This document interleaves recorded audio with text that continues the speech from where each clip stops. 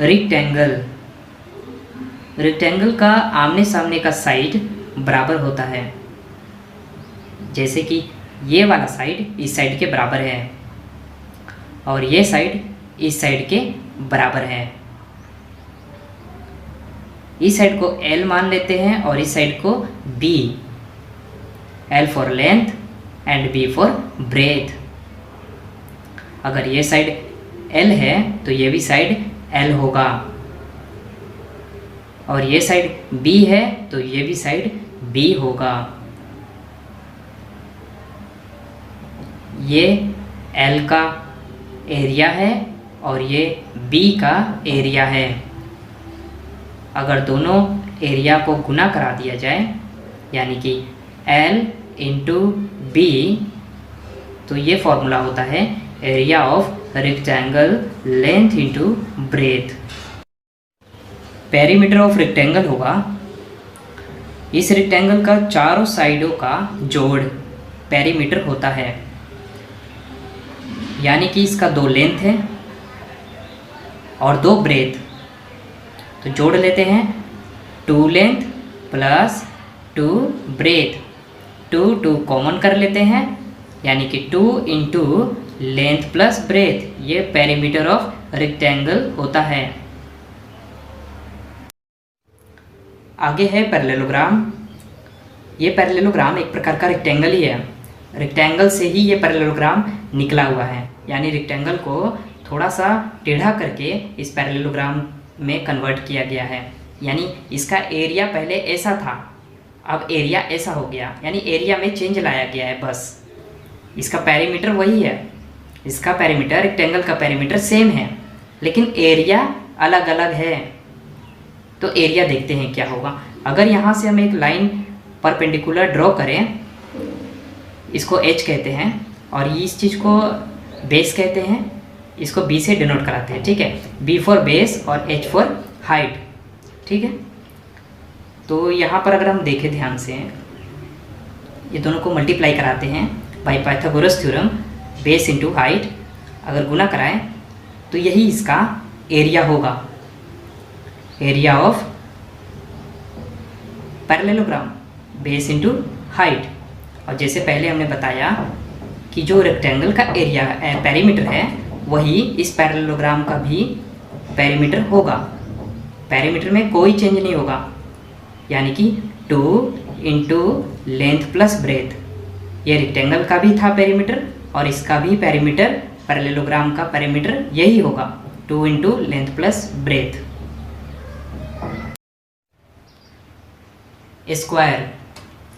Square का चारों sides आपस में बराबर बराबर होते हैं। यानी कि ये साइड अगर A होगा तो ये साइड भी A होगा। अगर ये साइड A है तो ये भी साइड A है, यानी चारों साइड्स A हैं, आपस में बराबर होते हैं चारों साइड्स एक स्क्वायर का। ये एक रेक्टेंगल की जैसा अगर माना जाए, ये लेंथ ही है और ये ब्रेथ वही है, लेंथ और ब्रेथ वही चीज़ है, लेकिन साइड में केवल अंतर है। सब साइड इसमें बराबर है, लेकिन रेक्टेंगल में ऐसा नहीं हुआ करता था। रेक्टेंगल में आमने सामने का भुजाएं केवल बराबर होती थी और इसमें सब साइड, चारों साइड्स बराबर होती हैं। अगर मान लिया जाए कि ये लेंथ है, ये ब्रेथ है, तो इंटू कर दिया जाए दोनों को। लेंथ भी A है और ब्रेथ भी A है, A इंटू A यानी A स्क्वायर। ये हो जाएगा इसका एरिया का formula, area of square A square या साइड स्क्वायर। अब बात करते हैं पेरीमीटर की। तो पेरीमीटर ऑफ स्क्वायर क्या होगा? तो हमने बताया था पहले भी कि पेरीमीटर यानी कि चारों साइड्स का जोड़, यहाँ पर साइड से 4 और इंटू साइड, ये हो जाएगा पेरीमीटर ऑफ स्क्वायर।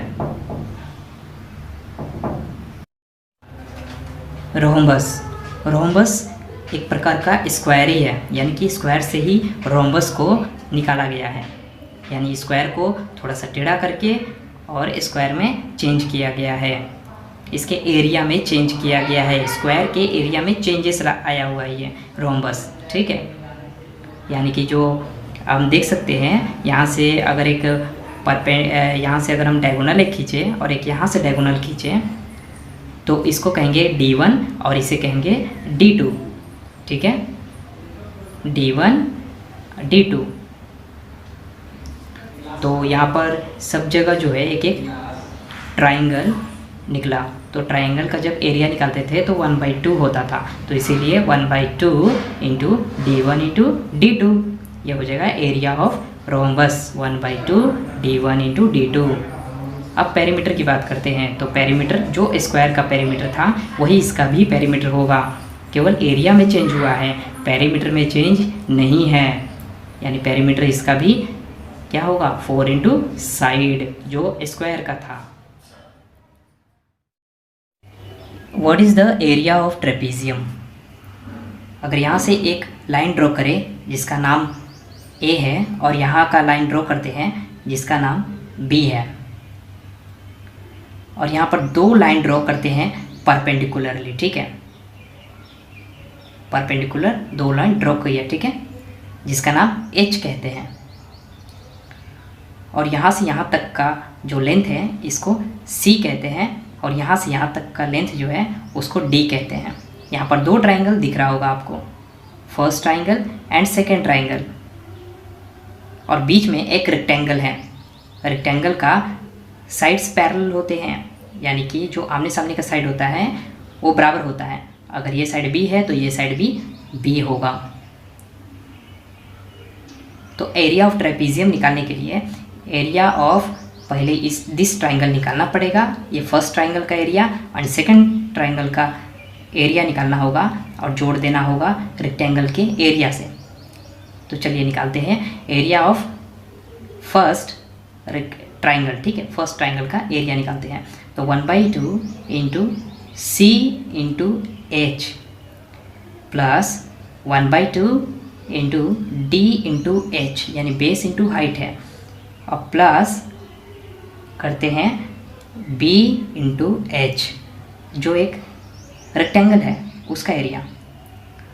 तो ये रेक्टेंगल का जो एरिया है इसमें 1/2 इंटू 2 कर लेते हैं, कोई फ़र्क नहीं पड़ेगा क्योंकि 2 कैंसिल हो जाएगा, ठीक है, कोई फ़र्क नहीं पड़ेगा, इसलिए लिख दिए।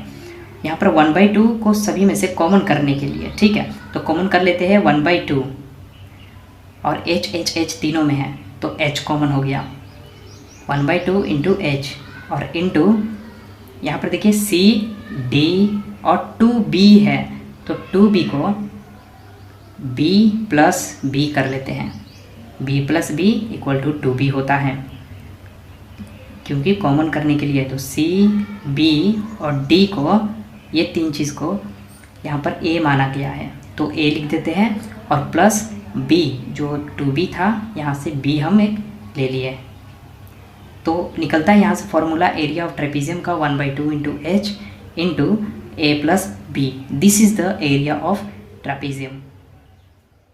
वीडियो में हम बात करेंगे सर्कल के बारे में, और इस सर्कल का एरिया निकालेंगे, यानी कि area of circle and circumference of circle के बारे में। तो चलिए शुरू करते हैं। पहला बात करते हैं एरिया ऑफ सर्कल के बारे में। तो ये पूरा एरिया कहलाता है एक सर्कल का।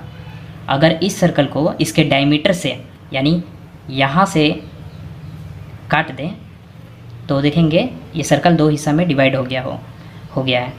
तो उसके बाद जो एक पार्ट बचा है, एक पार्ट जो है उसको कहेंगे पाई आर और दूसरे को कहेंगे पाई आर। तो पाई आर और पाई आर में जब मल्टीप्लाई कराएंगे, गुना कराएंगे, तो होगा पाई आर स्क्वायर।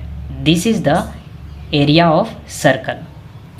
और इस सर्कल का पेरीमीटर निकालते हैं, यानी कि सरकमफेरेंस ऑफ अ सर्कल। तो सरकमफेरेंस, इसको सरकमफेरेंस कहते हैं सर्कल का। तो सरकमफेरेंस निकालने के लिए दो हिस्सों में इसको डिवाइड कर देते हैं, एक को कहते हैं पाई आर और दूसरे को भी कहते हैं पाई आर, क्योंकि सेम है ना, एक उसके सेंटर से इसको डिवाइड कर दिए इस सर्कल को, एक पाई आर तो दूसरा भी पाई आर।